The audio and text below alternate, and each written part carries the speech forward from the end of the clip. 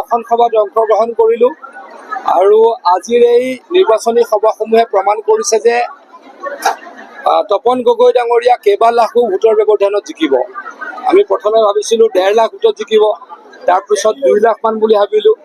আজি মই প্ৰতীয়মান গৈছোঁ যে 2.5 লাখৰ তলত তপন গগৈ ডাঙৰীয়া নিজিকে।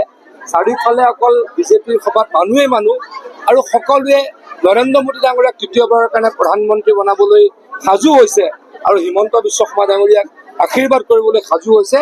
সেইকাৰণে তপন গগৈ ডাঙৰীয়াৰ বিজয় সুনিশ্চিত। আজিৰ দিনটোতে প্ৰায় 400 মান, মই আজিৰ দিনটোত আমি 9খন মিটিং কৰিছোঁ, 400 মান কংগ্ৰেছ কৰ্মীয়ে যোগদান কৰিছে।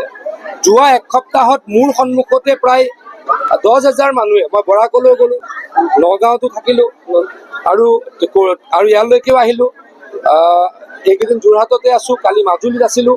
গতিকে যোৱা এক সপ্তাহ 8 দিনত মোৰ সন্মুখত প্ৰায় 10,000 মানুহে যোগদান কৰিছে আৰু এইকেইদিনত চাগে গোটেই অসমত প্ৰায় 50,000 মান অৱশিষ্ট কংগ্ৰেছ কৰ্মীয়ে বিজেপি দলত যোগদান কৰিছে। চুনামি আহিছে, এই চুনামিত কংগ্ৰেছ নাইকিয়া হৈ যাব।